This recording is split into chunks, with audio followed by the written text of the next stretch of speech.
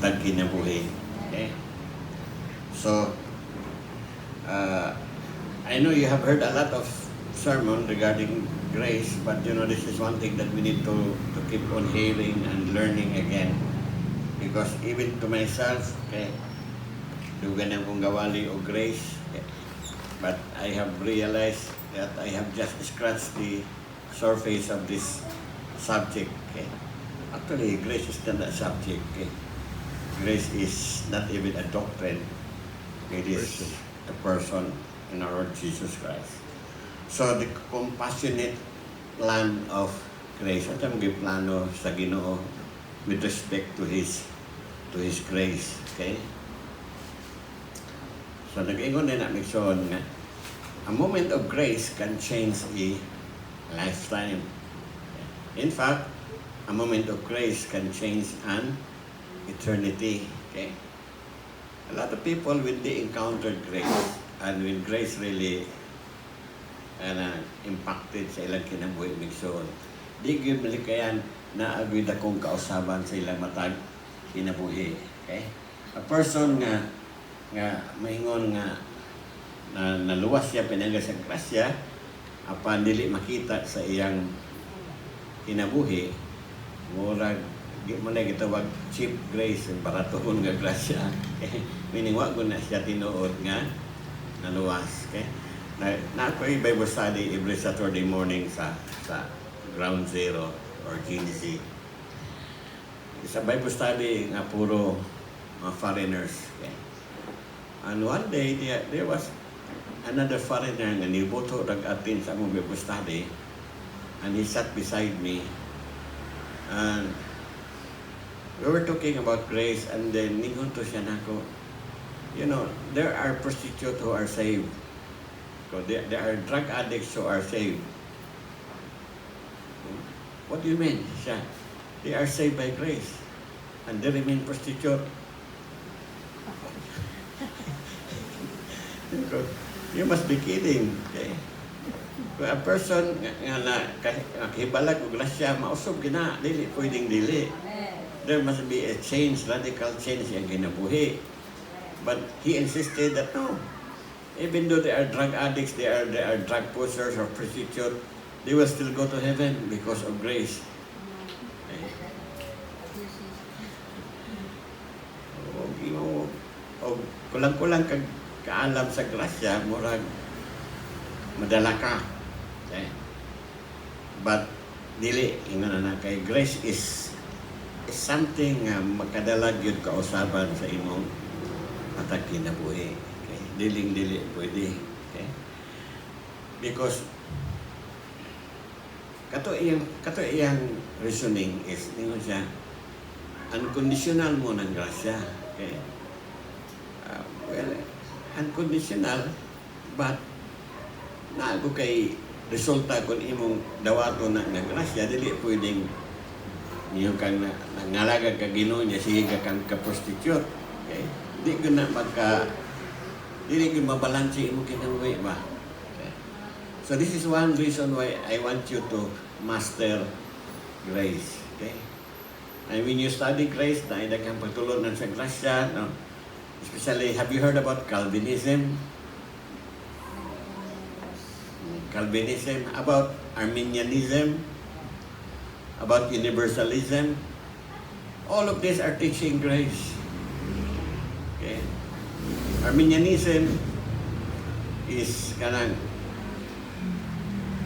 maluwas ta, natay party na po'y party ang Ginoo. So it's a joint effort between man and God nga maluwas ang tao. So that is Arminianism. Okay.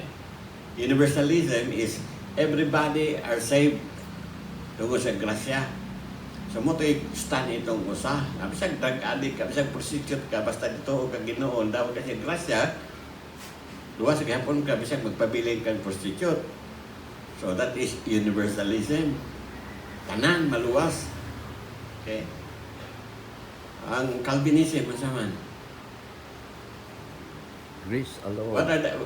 What are the five tenets of Calvinism? Kita, we are very close to Calvinism, but we are not Calvinism 100%. Sa may popular tenets sa Calvinism, katong tulips. Yung tulip, dili bulak na tulip. Kaya maong spelling ha, pero dili bulak. Sabot, tulip means, letter T is total depravity. Meaning, ang tawag yun, we are totally sinful. Okay? Wala tayong kapasidad dumupili sa Ginoo because of our sinfulness, which is biblical. Okay? You, unconditional election. Unconditional election is ang Ginoo mo'y magbuot kung kinsay iyang piliong maluwas. Sa may yung stand na. Thank you, Lord. Sa inyong stand. Agree po dili. Letter L sa tulip is limited atonement. Limited atonement meaning katong kamatayo ni Jesus para sa mga elected. Then we have letter I is irresistible grace. Usa ka grasya nga dili gyud nimo sana kasi irresistible nga madalag yung ka kada pag mabihag yung ka tungkol sa kaanindot sa grasya. Okay. Then letter P is the perseverance of the saint. Those are the 5 major tenets of the Calvinism.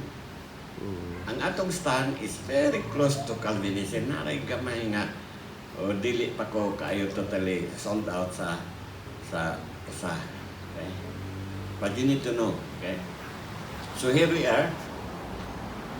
Grace is a 5-letter word that is often spelled as Jesus. Okay. So to discover grace is to discover utter devotion, God's devotion to you. You know what? God is totally devoted to you. In fact, His love for you is stubborn. Amen. Sa may pasabot og stubborn. Okay. Kanang batang buliyago niya sa buyag ni mudi mutuman. Stubborn. Okay. Ang Ginoo, ang gugma sa Ginoo stubborn kay bisag higugma tayo, magpakasalan, magyapon ta. Pero iya, nagyapon na higugma. That's why His love is stubborn. Okay? His stubborn resolve to give you a cleansing, healing, and purging love that left the wounded back to their feet. Okay? Sometimes kita may isuon, kining nag-embrace of grasya. If we are not, ya ko ni balag sa Bacolod ito, seminar ba? Yan na yung foreigner ni doon ako. Hi, how are you? Are you from Bacolod? No, I'm from the other side of this island, Dumaguete City. Are you a pastor? Yes. What's the name of your church? Throne of Grace and Mercy Ministry. Well, hapit siya musinggit. Wow! Sa kalami sa ngalan sa inyong church. Throne of Grace and Mercy Ministry. Okay. Let's continue. It is attained by justification. Is it justification? Justified, why sala, ginluan, ideklara. Ideklara nga walay sa ala as if wa gyud ka nakasala. Iiris tanan ang imong bad record. Okay. So Romans 3:24, being justified freely by His grace through the redemption that is in Christ Jesus. Sa Passion Translation, yet through His powerful declaration of acquittal, i-acquit na ka, isa guilty ka. God freely gives away His righteousness. His gift of love and favor now cascade over us. Wow! His love and His... Saan may cascade? Why? Murag ikulong, Pastor? Cascade? Ikulong nun. Dili. I-ukit, i-embroidered. Gakuan ba? Gadagayday. Gagayday. Mura ba ka gapatungod sa waterfalls? Oh. Gatagay day ang tubig. So, Basket over there. kaya naan naman ka grasya ron, Bo. ang gugma o ang pabor sa Ginoo nagadagay day sa imong kinabuhi. Okay? Downpour. Over us, because Jesus the Anointed One has liberated us from Good.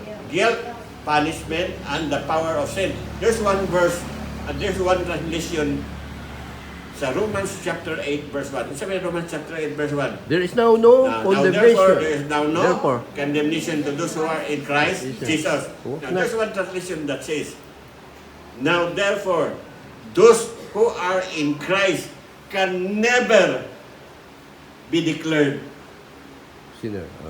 guilty. Guilty. Yeah. Kapiya ito nga translation mo. If you are in Christ Jesus, you can never be declared guilty. Oh. Ano siya? Okay. So, pardon simply takes away the punishment of sin. Justification erases any record of your transgression. Oh. So, maglantaw ang Ginoo nimo, wa man si sala. Ano man? Kiki-erase naman. Praise the Lord. Ang pardon, ang imong record na naman, wala lang ka gipanis. I-pardon lang ka. Okay? Pero di po nimo dawaton ng pardon, wapoy pulos. Pero ito, di pa nakasultigin nyo nga sa unang, I think it was in 18th century, nga doon ay isa ka bank robber na dakpan, and he was sentenced to kanang hanging. And the day before siya ihang, ang presidente sa Amerika ipadala og pardon letter. Okay? Unya, gipadala dito sa prison sa warden, and then ang warden ni Antos Pederizo, siya nga, the president has pardoned you, dili na kabitayon ugma. Ningon siya, di ko mudawatan ng pardon sa presidente. So nalibog ang warden kung iya bang bitayon ni ugma o dili. Kung iyang bitayon, na by order ang presidente nga pardon. Okay. So, nangunta na siya sa Solicitor General. Siya kung baton, nga dili man mudawat ding ining Pederizo sa pardon sa presidente. So, ningon ang Solicitor General, sa wala tayo na imo ang bitayon. Kaya kanang pardon, nga dili dawaton sa recipient, wala hinungdan. So you have to hang that person. Okay. Ang nakalami sa justification, ang imong tanang bad record, erase. Muna, as if you have never committed any sin. Blameless. That's before God, ha? That's before God. Justification is before God. Sanctification is before men. Okay. Maglantaw ang imong silingan nimo, mangyamid. Kaya marites kang dako. Pero tubangan sa Ginoo, perfect ka, pure. Wa kay record. Pagabot sa silingan, na po. Dili na nausan ng marites ron, ng marisol. Unsa na po? Iran ng uso ron. Unsa na? Tira. Tira. Ingitira, sulsulstira, Pakalamira. pakialamira, ano pa na yung uso ron. So, mong dili man mo updated. In lagi si pastor. Dapat lang, pastor updated kay budlay na maunan sa Domingo. Kay naamang ko na nga rin. Okay, patay na. Oy, wala ira.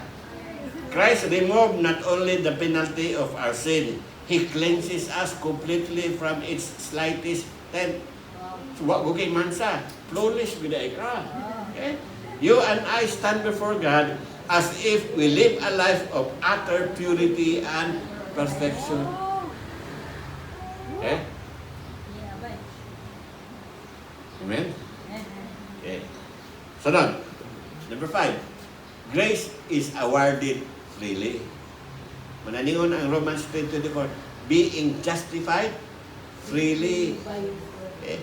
Yung mo dali sa New Living Translation, yet God in His grace freely make us right in His sight.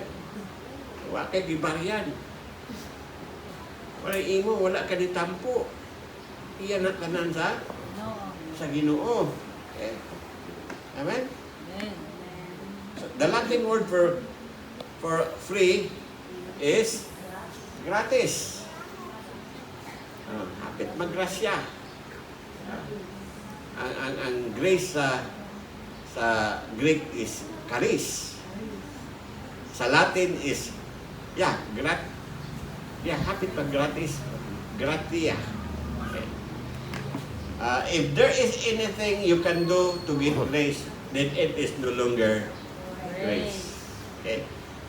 Grace is God giving us something we don't deserve, expecting nothing in return. Unsa may mercy? If grace is you receive something you don't deserve, unsa may mercy?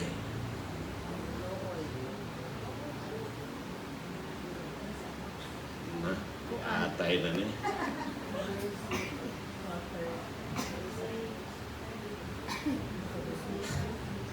If grace is something you receive that you don't deserve, grace and mercy is something, You deserve.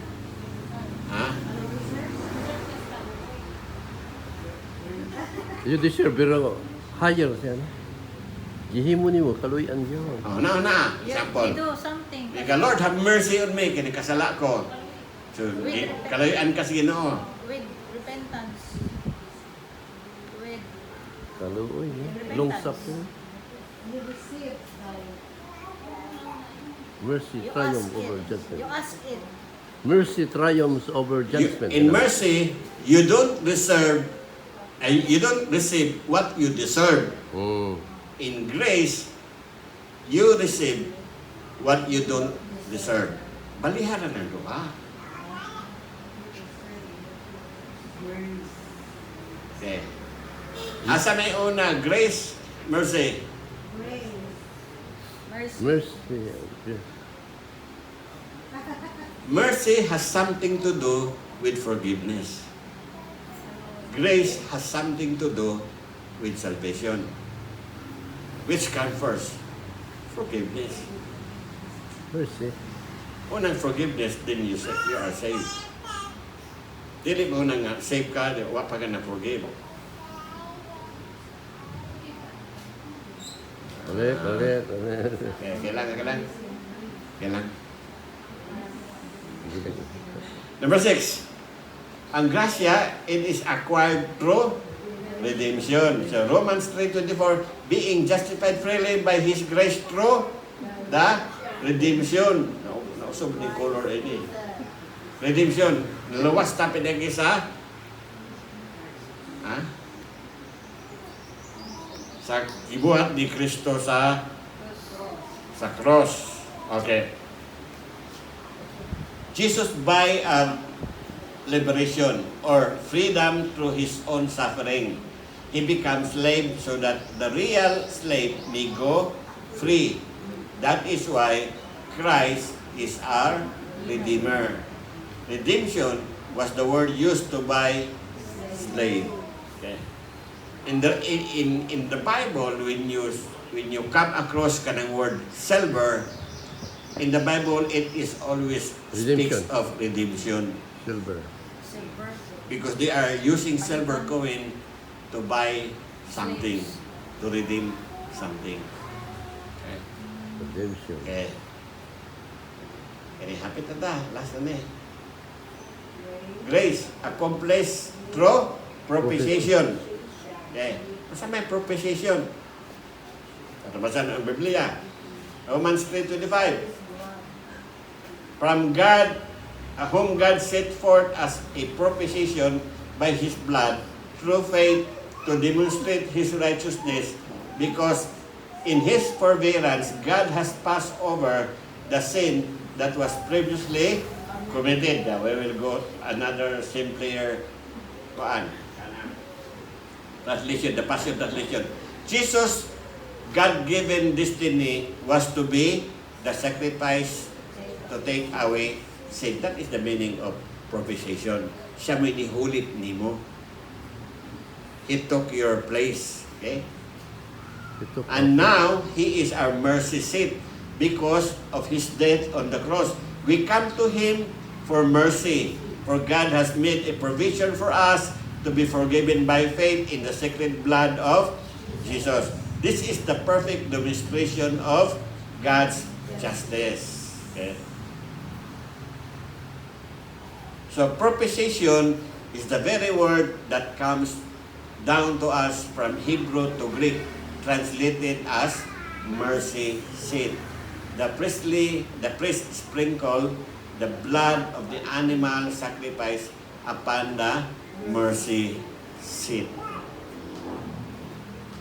So mo siya buhaton sa high priest. Musulod siya sa most Musulod. holy place. How Dugo. often siya musulod sa most holy place? Once a year. Okay. Pagabot dito siya sa iyang buhaton.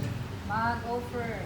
Mag-ihaw baka dato ng dugo sa Ang dugo, That all. iula, yung sprinkle dito sa ark, o babaw sa ark of the land. seat. Kung saan ng mercy seat? Kuan. Lingkuranan? Kaban sa ark. Oh. It is the top portion of the Ark of the Covenant. Unsay naa sa top. Lagi, mercy Duha seat. ka Unsay naa sa mercy seat? cherubim. Duha ka cherubim.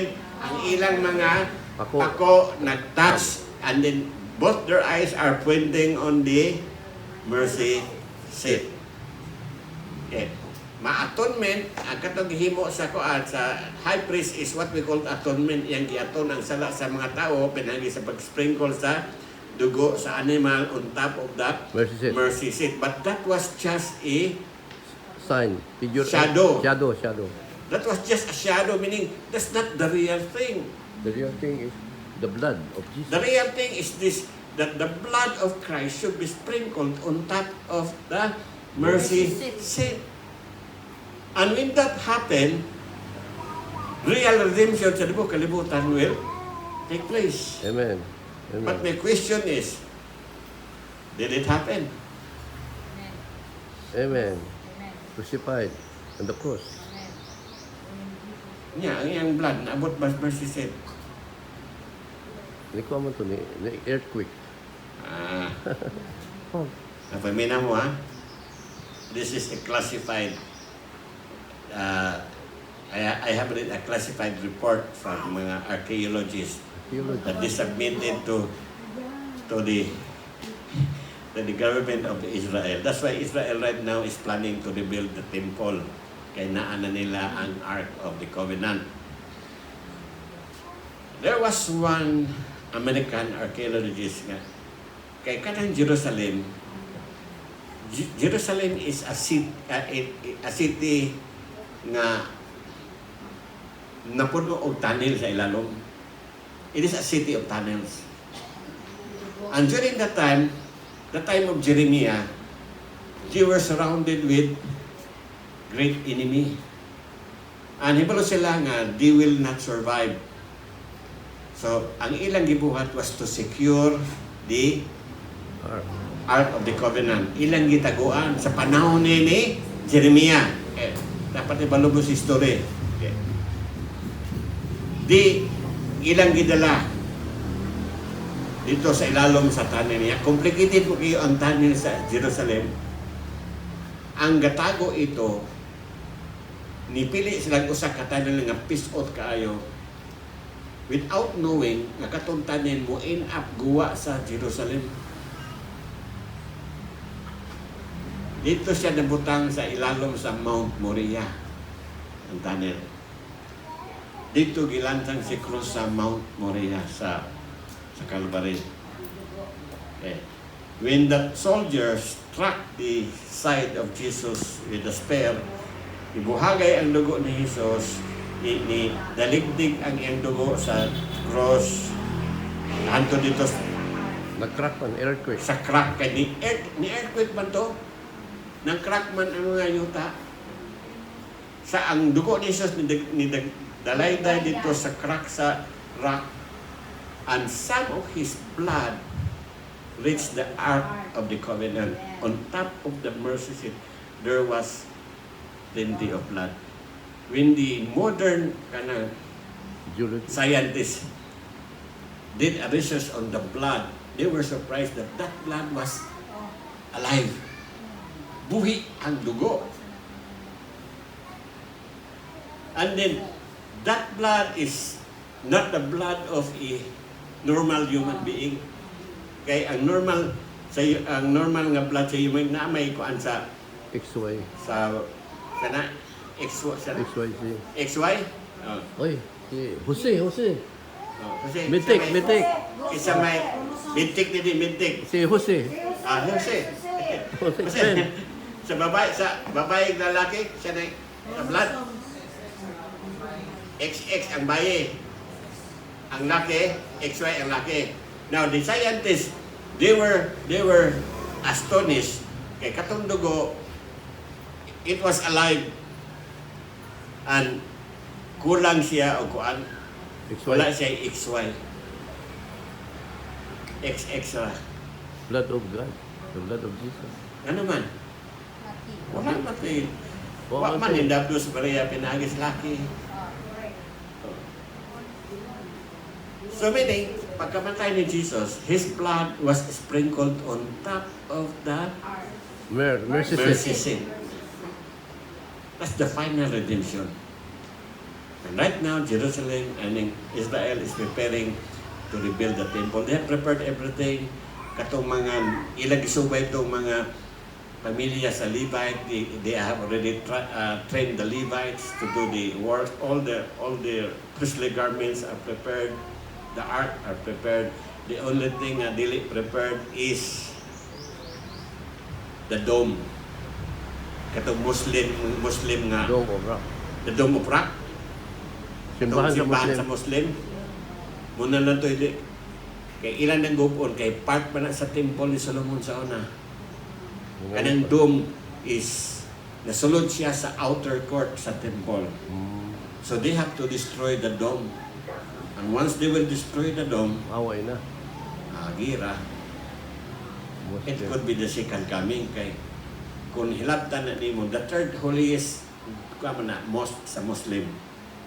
Kung hilabtan na si Jerusalem, all the Muslim country will surround Israel for war. And that could lead to the second coming of our Lord Jesus Christ. Hallelujah. Okay. Okay, eris, wala ang labot sa kung wala. So in the Chinese language, okay, matod ni Max Lucado, the word for righteousness is a combination of two characters. Kaning lamb of person. The lamb is on top, covering the person. So, sa Chinese language, ang word nga righteousness kuno duha ka karakter. Karakter sa karniro o karakter sa tao. Kunya ang position is ang karniro naa ibabaw sa Tao. tao. May ka-cover ang karniro sa tao. That is precisely righteousness. It is His righteousness that covers us. That's why every time God will look at you, iya makita ang Lamb of God who takes away the sins. So that's why you are perfect. You are flawless. You are pure. You are spotless. Okay? Blameless. Okay? Oh, Amen. Now in 1 John 2, and He Himself is our propitiation for our sin, not for ours only, but also for the whole world. Sa good news, sa God Word translation, He is the payment for our sins, and not only for our sins, but also for the sins of the whole world. Okay. So grace is not a theology. It is not a subject matter. It is not a doctrine. It is not a person. It is a person, and His name is Jesus. That's the reason the Lord wants you to receive abundance of grace. For to have the abundance of grace is to have the abundance of Jesus. That is from Joseph Prince. Max Lucado said, "Mature in the grace of God. Focus on the cross of Jesus. Grow fluent in the language of redemption. Linger long at the foot of the cross. Immerse yourself in the curriculum of grace." Now, kining grow fluent in the language of redemption, man ako ingon nga, justification, sanctification, Propitiation. election, adoption, predestination, at gani ang propitiation. You master that. Because when you master that, you are mastering Grace. grace. Amen. Amen? Are you glad Amen. that you are saved by the grace of God? Praise the Lord. Amen. Amen. Are you flawless?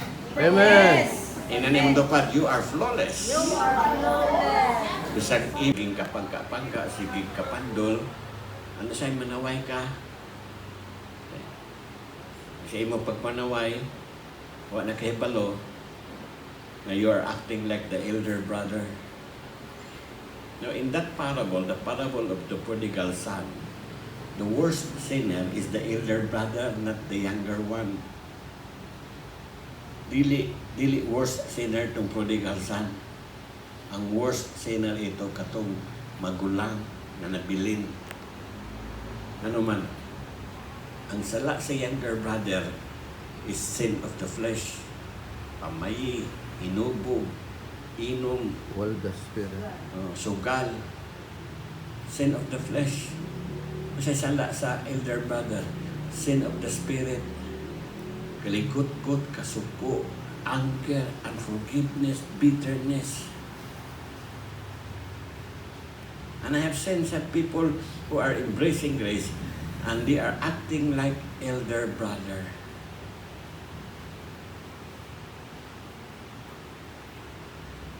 Amen. Ngayon, baling luma. Padayon naman ko. So, di mas Timoteo, aning Pablo kan Timoteo. Okay. Di mas Pablo, I was formerly a blasphemer, a persecutor, an insolent man. But I obtained mercy because I did it ignorantly in unbelief. And the grace of our Lord was exceedingly abundant with faith and love which are in Christ Jesus. So here, si Pablo, although he was known to be the apostle of grace, pero wala niya gidiscount ang sala. Okay. It doesn't mean na kung nanakas grasya, dili na ka mag-acknowledge sa sala. Okay. You still have to acknowledge. Okay? Muna ningos Pablo, I was formerly a blasphemer, a persecutor. In fact, he was a murderer. Okay? In fact, the reason that he was on his way to Damascus was he wanted to kill more Christians. But it was on the road to Damascus that he encountered Jesus Christ. Okay? And he was saved. Okay? At that time, that was unconditional election. God chose a murderer, a persecutor, to become the apostle of grace. Yeah. And yun was Pablo, yun siya sa Corinto, I am the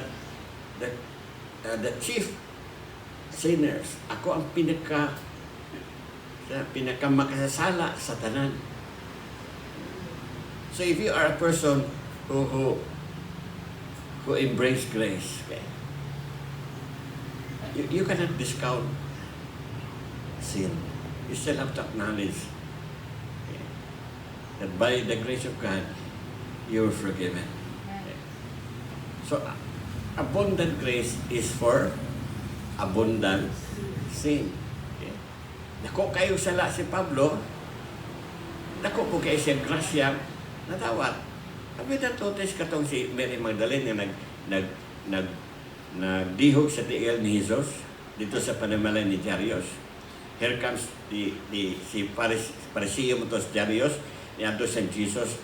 Ni siya, why did you allow this woman na mukuan sa imong tiil? Niyon Jesus, Jairus, pag-abot ako sa imong balay, wa goy nihugas sa akong tiil. Wa ka nilimpyo sa akong tiil. Nga kining bayhana, so kat siya pag-abot, hantod ron, nagpunay siya o limpyo sa akong tiil. Then later on, ningon siya, kung gamay ang imong sala, gamay ang imong forgiveness. Kung dako ang imong sala, dako ang imong forgiveness na nadawat sa Ginoo. So Jesus was telling niya, you are acting that one, minus kag action towards me, because gamay raman imong sala. Compared to this woman, it's Mary Magdalene. He was a prostitute, a woman with 7 demons. Okay? Dako ang sala ni Mary Magdalene, mananiw Jesus nga, her action only shows the greatness of the forgiveness that he received from God. Tungod kay dako siya o sala. So kini, abundant grace for abundant sin. Okay?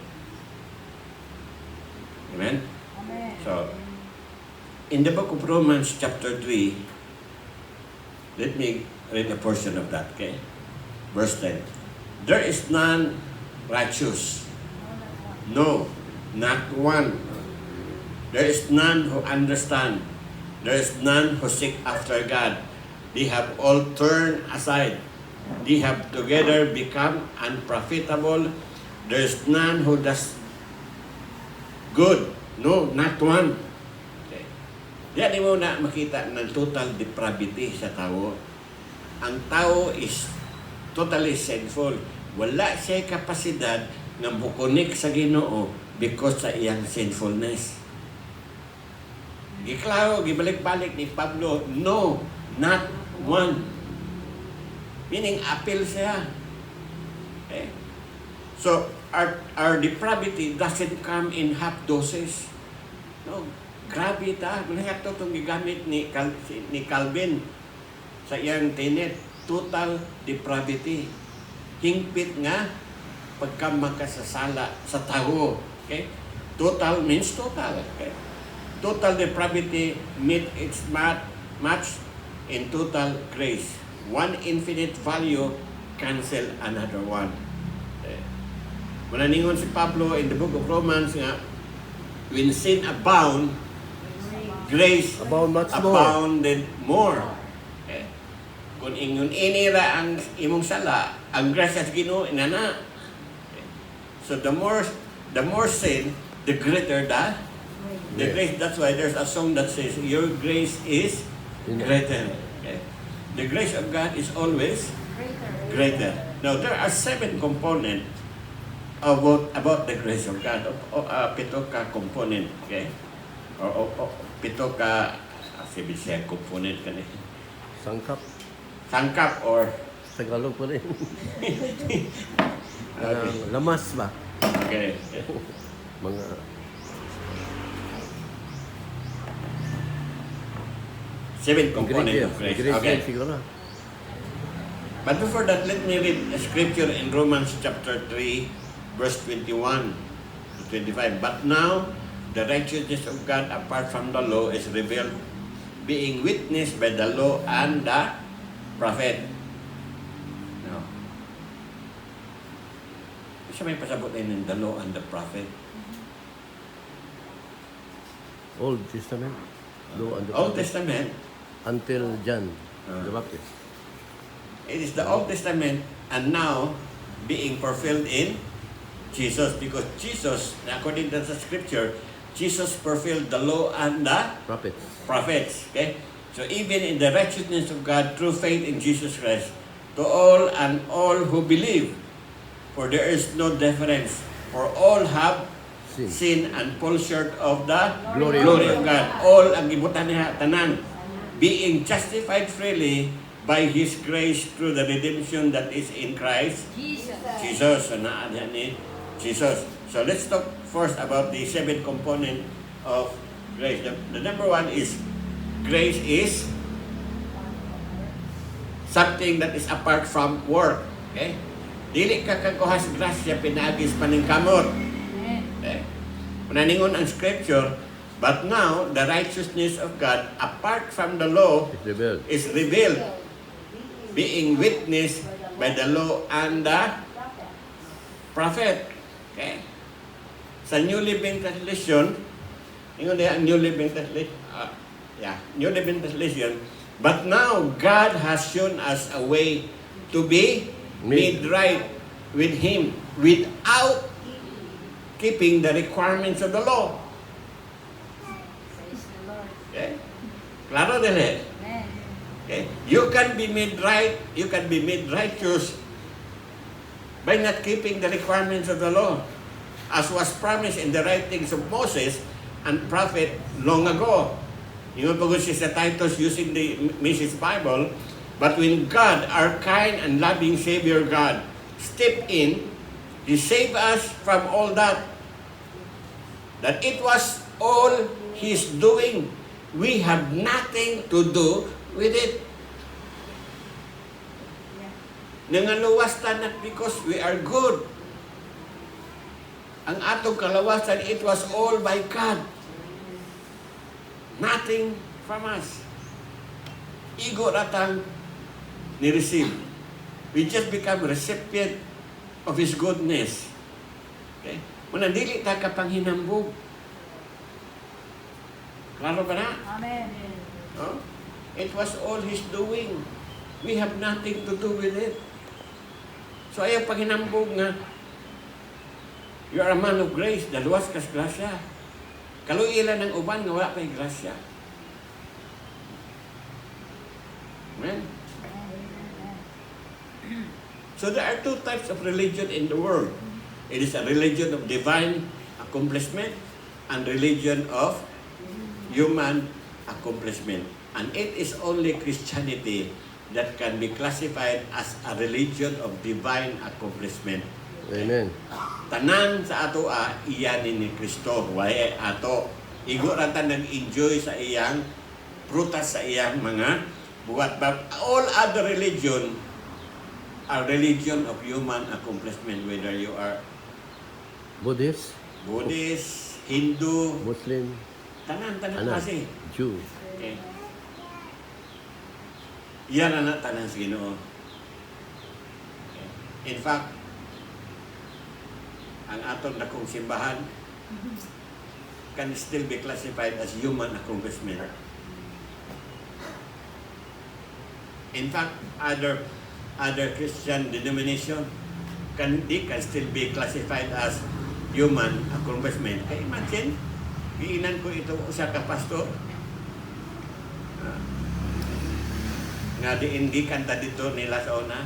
Ilang kong ina, ay sigurado di kang luwas na ka. Kung pastor ikaw dadi, paday ka luwas. Sa wala patay siguro, kay buhay pamanta. Masala pamanta ko na. Matay na bata. Wa ko gagato og Biblia. Sa maning kamot ta. Na human accomplishment. Arminianism. Wala ka klase.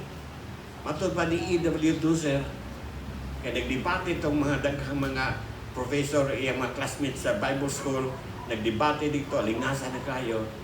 Ipangutan na siya, ikaw W. Tozer, sa may kalainan sa Christianity with all other religion, simple rin tubag ni E.W. Tozer, grace.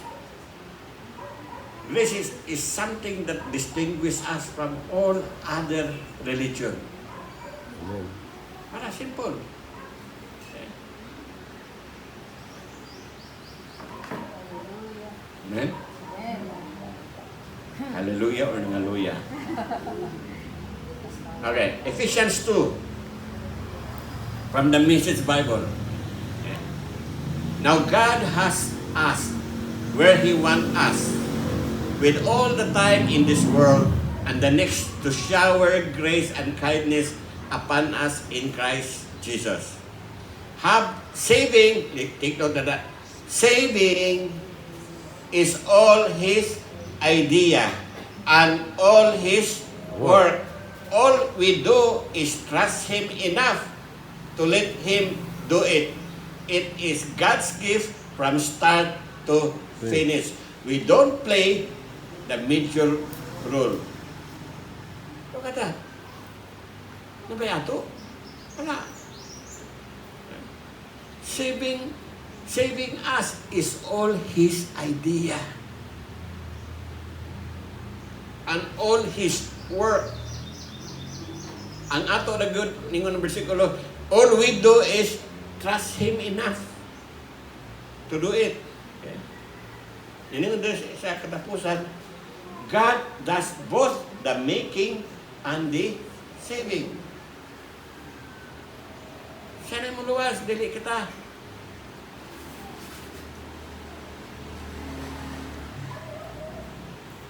Amen.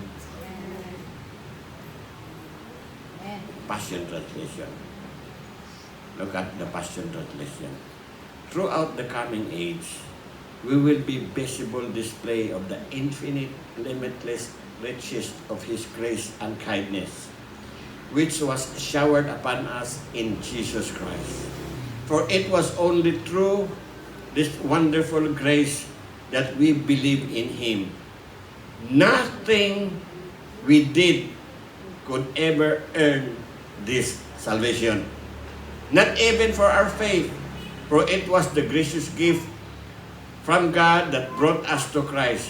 So no one will ever be able to boast, for salvation is never a reward for good work or human striving. Ang kaluwasan ko no, dili na siya ganti alang sa maayong buhat o sa imong paningkamot. Ang kaluwasan, iyan ang plano sa Ginoo, dili na ato. Amen? Amen. Galatians 6, the Passion Translation. We know full well that we don't receive God's perfect righteousness as a reward for keeping the law, but by faith of Jesus the Messiah. His faithfulness, look at that. His faithfulness, not ours, has saved us. O siya nakaluwas ni mo? His Ang iyang pagkamantinod dili atoa. And we have received God's perfect righteousness. Now we know that God accepts no one by keeping the religious law, but by the gift of Amen. grace. Wala ko ni tawag maluwas, pinagis pag-observe sa balaod. It is only by the gift of Grace. grace. Shall I continue? It's okay. Galatians 2:21, Passion Translation. So that is why I don't view God's grace as something minor or peripheral. For if keeping the law could release God's righteousness to us, the anointed one would have died for nothing. So meaning, kung maluwas man lang ang tao, pinaagis iyang paningkamot, kawang ang kamatayon ni Jesus sa krus.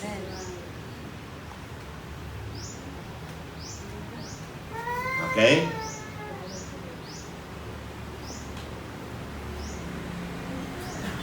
Ikalawa, grace is accepted by faith.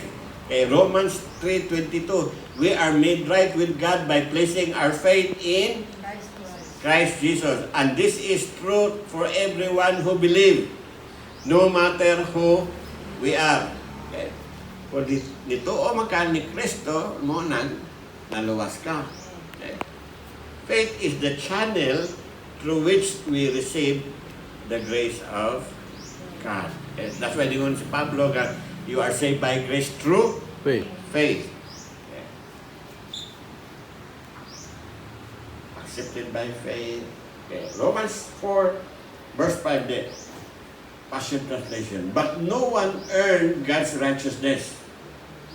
It can only be transferred when we no longer rely on our own works, but believe in the one who powerfully declared the ungodly to be righteous in His eyes. It is faith that transfers God's righteousness into your account. Imputed righteousness. Yeah, imputed righteousness. Dili imparted. There are two kinds of righteousness, imputed and imparted. Okay. Klaro ba na? So, ningon dere, walay usan nato nga maka-earn sa pagka-matarong nagikan sa Diyos. It can only be transferred when we no longer rely on our work. Okay? So, samtang mo salig pa ka sa imong kagalingon, kay may mga kang laki, buutan magyug ka, paminaw ni mo maluwas ka, sorry na lang. Kaya gisot ng Biblia nga, magsige kag kupot ang imong ideya nga may kang laki, di ko kakadawat sa sa Ginoo, iyang pagkamataro. Okay? It is faith that transfer of powerfully declare the ungodly to be righteous. That's why Paul said in the book of Corinthians that Jesus, who knew no sin, Was became made sin, so that we become the righteousness will all become The righteousness of God in Him. Christ. Okay. Okay. Romans 5:1. So the Passion Translation, our faith in Jesus transferred God's righteousness to us, and we are now declared what? Flawless in His eyes. Ina imong tupad, you are flawless. Flawless. Or ang ikan Doktora Thank you, Vicky Lord. Bilo.